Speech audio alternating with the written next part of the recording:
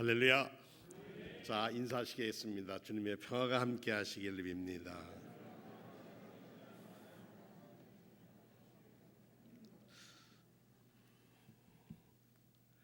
오늘 본문의 말씀은 제가 목회를 할 수 있는 아주 가장 어려운 시기에 결단을 하게 해준 하나님의 말씀입니다. 누가 우리를 그리스도의 사랑에서 끊을 수가 있겠습니까? 어제 책을 보니까 첫 장을 들치니까 이렇게 한 절이 써 있는데, 가장 행복할 때는 사랑을 받을 때가 가장 행복할 때다, 그런 글을 읽었습니다. 사람이 사람으로서 사랑하는 게 얼마나 귀합니까? 어제는 결혼식이 세 집을 다녀왔는데요, 세 집 다 같이 특징이 뭐냐면 서로 사랑한다는 겁니다. 그 사랑 속에서 생명이 잉태되고, 사랑 속에서 역사가 변하고, 사랑으로 사람은 살만한 세상을 만드는 계기가 되십니다. 2016년도 이제 반을 지나고 후반기를 들어서면서 우리 교회가 지향하는 바른 가르침, 바른 생활 속에서 우리의 삶으로 하나님께 영광을 돌리는 그런 삶 속에서 우리가 얼마큼 자랐을까 되돌아봅니다. 나이가 들어서 뭘 좀 배운다는 것은 그렇게 쉽지가 않습니다. 한 번 읽었던 책도 두 번, 세 번 읽어야 머리에 들어오는 것 같은데, 달라진 거는 이해하는 것은 퍽 깊어졌다 하는, 기억하기는 좀 떨어지는데 이해하는 데는 좀 빨라졌다, 그런 생각이 듭니다. 저는 중학교 들어가서 영어를 배웠습니다. 요즘은 뭐 유치원에서도 영어를 한다는데, 영어하면 그 영어 노트가 따로 있었습니다. 그죠? 음악 노트하고 영어 노트는 달랐습니다. 그 노트에다가 필기체 대문자부터 시작해서 소문자, 인쇄체 대문자, 소문자를 씁니다. 야, 여기선 여기까지 가야 한다. 그러고 우리 한자 받아서 쓰듯이 글자책을 열심히 썼습니다. 그런데 참 재밌는 거는 글자 하나하나가 모여서 한 뜻이 된다는 거예요. 글자 한자로도 의미가 있지만은 그것이 모여서 새로운 말, 새로운 사건을 일러준다는 것입니다.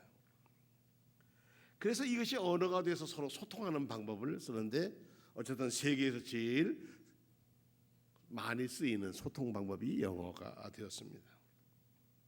근데 우리 사람 살아가면서도 우리 언어가 있습니다. 이런 경우전, 사랑하는 사람인 남녀의 경우가 그렇습니다. 쓰는 말이 좀 다릅니다. 각자가 쓰는 말 속에는 자신만의 의지와 의미를 거기에 이렇게 담고 있습니다. 흔히 남자는 여자 하는 말을 잘 이해 못합니다. 저도 이것에 서투릅니다. 여자는 남자의 말을 그래도 이해를 하려고 하는데, 남녀가 서로 사귈 때는 사랑하기 때문에 그냥 이렇게 감싸줘서 그 안의 의미를 웬만해도 다 통과했는데, 좀 사는 날이 많아지다 보면 그 말의 어감에 따라서도 아주 사람들이 달라집니다.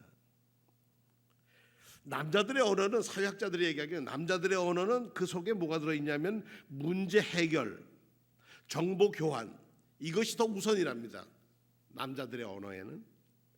근데 이 여자들의 언어는 뭐냐면 문제 해결이나 정보 교환보다는 감정의 전달이라고 합니다. 이게 남자와 여자의 큰 차이라고 합니다. 예를 들어보시죠. 제 아내가 나 오늘 낮에 이런 일을 당했어. 그러면 제가 뭐라고 대답을 하면, 아이고 왜 그랬어? 앞으로 조심해야 되겠네, 이렇게 얘기하게 됩니다. 그러면 아내들은 속상해합니다. 내 마음도 몰라준다는 거죠. 남편들은 아내를 이해하기에 어렵습니다. 아내를 위한 문제 해결의 방법으로 말을 건네준 건데 왜 섭섭해하나, 그런 생각을 갖게 됩니다. 그것은 언어가 다르기 때문에 그럽니다. 한쪽 언어는 지나치게 사건이고 문제 해결에 의한 것을 강조하다 보니까 소통에 문제가 있는 것이고, 그 소통이 조금 심해지면 불통이 됩니다. 불통이 되면 불화가 생깁니다. 불화가 생기면 그러면 문제가 커집니다. 이건 전쟁이 됩니다. 문제 해결의 언어이든 정보 교환의 것이든 감정 전달의 것이든 그 말을 들을 때 어떤 마음으로 받아들이느냐가 참으로 중요합니다.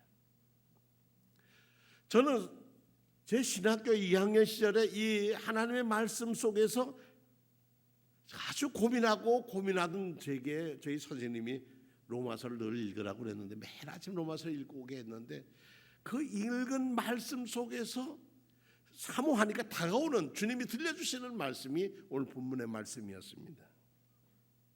좀 우리가 고민할 때마다 성경 탁 피면 딱딱 답이 나온다면 얼마나 좋겠습니까? 그러나 성경은 그런 눈으로 보이지가 않습니다. 정보 해결도, 정보의 문제도, 문제 해결도, 감정에도 그것을 넘어선 눈으로 보아야 합니다. 그것이 뭐냐면 하나님의 입장에서 보아야 한다는 겁니다. 하나님이 읽는 독자에게 지금 어떤 뜻으로 오고 계신가를 봐야 되는데 내 뜻의 문제를 가지고 하나님의 뜻 속에서 찾아들으려고 하면 억지가 되고 무리가 될 수가 있습니다. 그렇기 때문에 성경은 읽는 것도 중요하지만 하나님이 하시고자 하는 말씀을 잘 들어야 합니다. 잘 듣는 것, 건성건성 듣는 게 아니라 잘 듣는 것이 감정이나 문제 해결이나 소통에 큰 도움이 됩니다. 그런데 이 잘 듣는 것을 한마디로 요즘에 학자들은 뭐라 하냐면 그것을 자비라는 말을 씁니다. 자비라는 말은 영어로 컴패션인데 함께 한다는 거 패션은 열정이기도 아픔입니다. 그러니까 함께 아파하는 마음에서 시작을 해야 한다는 거죠. 그렇듯 우리가 이렇게 나이가 들어갈수록 또 서로 부부의 관계에 있어서도 언어를 배워야 합니다. 저 사람이 저런 말을 할 때는 어떤 감정이었다라는 것을 잘 기억해 두어야 하는 것입니다. 그 사람은 내가 그 사람을 알고 그 사람이 나를 알기 위해서는 일방적인 언어가 아니라 상호적인 언어를 알고 또 배워야 합니다. 하나님의 언어를 알고 내가 하나님께서 원하시는 언어를 사용할 수 있는 것, 이것이 신앙생활이고 내가 하나님과 대화하는 법을 깨달아서 그분과 교통하는 것이 신앙생활의 묘미입니다. 그래서 기도는, 말씀과 기도는 우리를 신명나게 하고 새 힘을 줍니다. 어떤 분이 지난 주간에 우리 교인 중에 한 분이 굉장히 어려운 문제를 당했습니다. 말씀 사적 생활이지만 그 문제 저도 기도하고 있었고 잘 되리라고 했는데 그 잘 되지가 않았어요. 문제가 좀 한 번 더 걸러서 해결돼야 돼서 그때 참 고민했어요. 하나님이 어떤 계획을 가지고 계실까? 근데 그때 제가 제 마음에 떠오르는 것은 제가 그분을 기도하는 제가 마음 떠오르는 건 하나님께 더 가까이 가는 길이 해답이다. 그래서 이런 성경 말씀이 떠올랐어요. 아무것도 염려하지 말고 오직 모든 일에 기도와 간구로 너희 구할 것을 감사함으로 하나님께 아뢰라. 그리하면 모든 지각에 뛰어난 하나님의 평강이 그리스도 예수 안에서 내 마음과 생각을 지키시리라. 아멘. 계속 거기다 문자로 보냈습니다. 그분의 삶이 변화되기를 저는 기대합니다. 그분의 하나님과 소통하는 언어가 열리기를 소원합니다. 로마서 8장 38절과 39절의 말씀은 그 무엇으로도 변할 수 없는 하나님의 사랑에 대한 확신이고 확증입니다. 내가 어떤 확신을 갖고 하나님 앞에 나왔을까? 하나님이 아버지라고? 예, 그건 인격적인 하나님을 만날 수 있겠죠. 하나님이 창조주라고요? 그렇죠. 그러면 하나님은 여러분의 삶을 새롭게 창조하는 능력을 주실 겁니다. 하나님이 위로하신다고요? 그렇습니다. 그럼 하나님 위로의 하나님께서 여러분을 위로하실 겁니다. 하나님과 우리가 소통하는 언어, 그것이 우리의 기도의 생활이라고 한다면 기도의 생활을 쉰다는 것은 소통이 안 되는 것이고 소통이 안 되는 것은 하나님과 멀어지는 것이고 하나님과 멀어진다고 하는 것은 죄에 가까이 가게 된다는 사실입니다. 그런데 바울 사도는 오늘 그런 얘기를 했어요. 자기의 삶을 통해서 하나님의 사랑에 대한 확신이, 이런 확신이 있다는 거예요. 죽음, 어이고 인간에서 제일 큰 문제가 죽음 아닙니까? 삶, 천사들, 권세자들, 현재, 장래일, 능력, 높음, 이런 거 얼마나 바라고 삽니까? 이게 우리가 꿈꾸는 희망 아닙니까? 그런 것이라 할지라도 우리를 주 예수 그리스도 안에 있는 하나님의 사랑의 기쁨, 하나님의 사랑의 배려, 하나님의 사랑에 함께하는 동반의 능력과 비교할 게 없다는 거예요. 게임도 안 된다는 거예요. 그건 어떻게 하는가? 고백이에요. 확신을 가지는 고백입니다. 하나님은 나를 사랑하신다.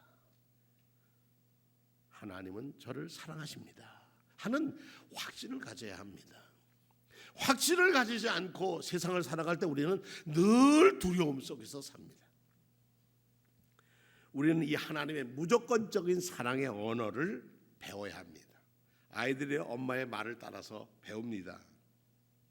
그래서 무조건적 사랑의 언어를 어떻게 배울 건가?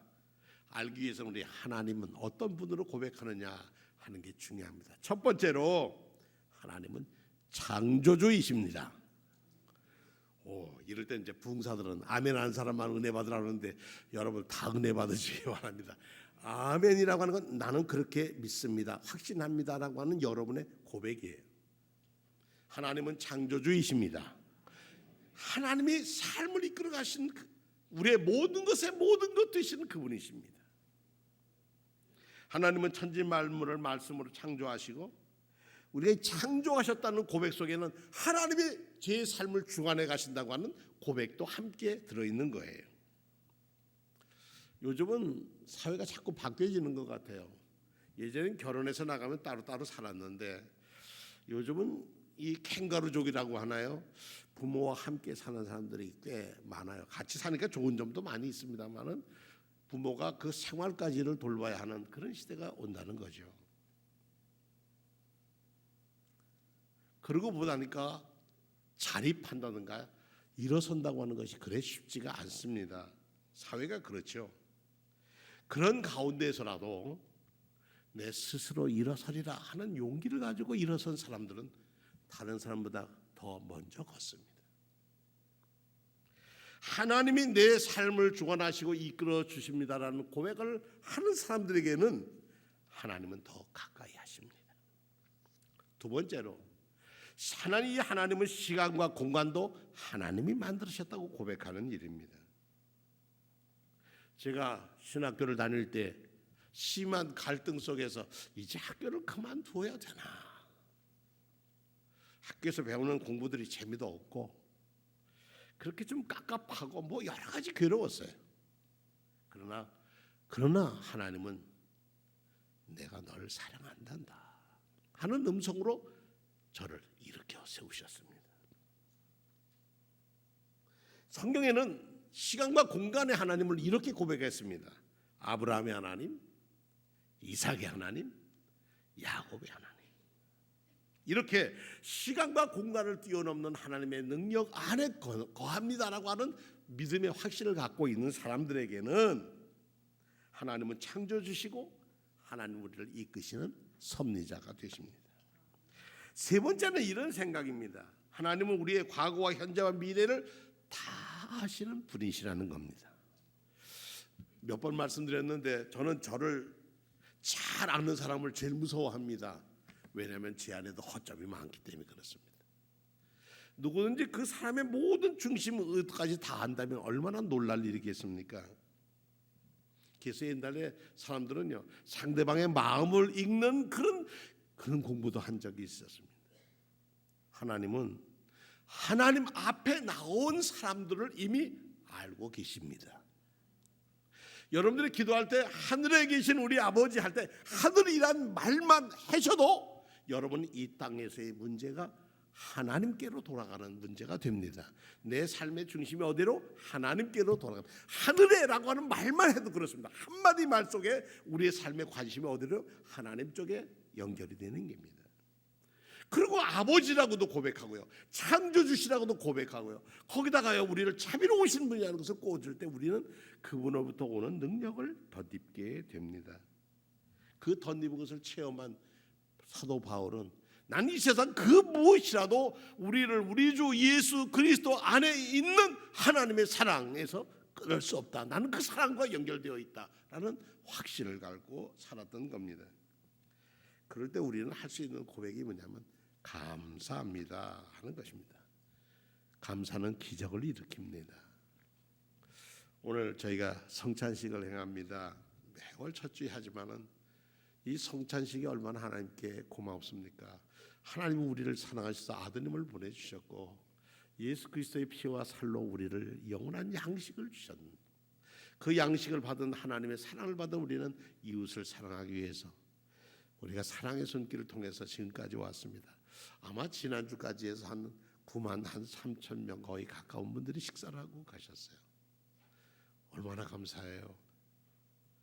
그런 감사할 수 있도록 하나님이 우리에게 물질도 주시고 헌신할 수도 있는 믿음을 주신 것 얼마나 감사해요. 하나님을 인정하고 하나님의 뜻을 따라서 바라는 것은 하나님이 계명을 지키라고 할 때는 그 계명은 두 가지 아닙니까? 하나님 사랑하고 이웃을 내 몸처럼 사랑하는 일이에요. 성찬을 받고 아이고 이게 무슨 예수의 몸이야. 아이고 요만큼 저게 무슨 피냐 그러는데 믿음으로 받아들이는 이들에게는 그것이 예수의 살이와 피가 됩니다. 그래서 우리의 삶이 어떻게 해요? 예수님이 사신 것을 닮아가고 사신 것처럼 생각하고 사신 것처럼 말하며 사신 것처럼 소통하며 살아야 하는 것입니다. 사랑하는 성도 여러분, 오늘은 우리가 성찬회 앞에 나오면서 내 자신의 부족함을 돌아봅시다. 그래요 주님, 그 피가 마음속에 큰 증거됩니다. 내 모든 죄를 씻어주시는 보혈의 공로를 감사합니다. 이 양식 하나님의 주시는 이 신령한 양식으로 우리의 삶이 신령한 것을 사모하게 하여 주시옵소서. 세상에 살면서 우리가 지치고 어려울 때 하나님이 사랑의 말로 우리를 그저 사랑으로 우리를 붙드시고 그 사랑 때문에 버리지 아니하시는 그 은혜에 감사하며 살아야 할 것입니다. 유엔 사무총장으로 세계 평화를 위해서 일하다가 세상을 떠난 때 그 한마슐드라고 하는 사람이 비행기 사고로 콩고에서 떠나가다가 돌아가셨어요. 비행기 추락 사고가 났어요. 사람들이 그 한마슐드의 사무실에 가서 정리를 하는데 조그만 노트가 하나 나왔습니다. 그래서 이 노트에 뭐가 있는가 하고 썼더니 한마슐드가 쓴 기도문이 써 있었습니다. 그 중에 조금 한 부분만을 여러분들에게 소개하고자 합니다. 기도문하고 오라고 쓴 기도문 아래 우리에게 자비를 베푸소서, 우리의 수고에 자비를 베푸소서, 그리하여 당신 앞에서 당신 안에서 그리고 믿음 안에서 정의와 겸손 안에서 자기 부정과 단호함과 용기로 당신을 뒤따르고 그리고 침묵 안에서 당신을 만나 뵙게 하소서. 그리고 이제 마지막 단 내려갔어요. 우리에게 깨끗한 가슴을 주시어 당신을 뵙게 하시고 겸손한 가슴을 주시어 당신을 듣게 하시고 사랑하는 가슴을 주시어 당신을 섬기게 하시고 믿고 따르는 가슴을 주시어 당신을 사랑하게 하소서. 당신은 저를 모릅니다만 그러나 저는 당신 것입니다. 당신은 저를 이해하지 못합니다만 그러나 저와 제 운명은 당신의 작품입니다. 당신의 1960년쯤 쓴 기도문에 이렇게 써 있습니다. 저는 저를 다 이해하지 못한 저는 당신 것입니다. 깨끗한 마음, 깨끗한 가슴을 주셔서 세상을 사랑으로 품으려고 하는 우리 수원전로교회 온 성도들의 따뜻한 마음 속에 하나님의 사랑이 흠뻑 젖어서 하나님을 기쁘시게, 그리고 여러분 삶이 하나님의 사랑 안에서 감사와 기적이 나타나는, 여러분의 풍성한 은혜 가운데 살아가는 용기 있는 7월이 되기를 축원합니다.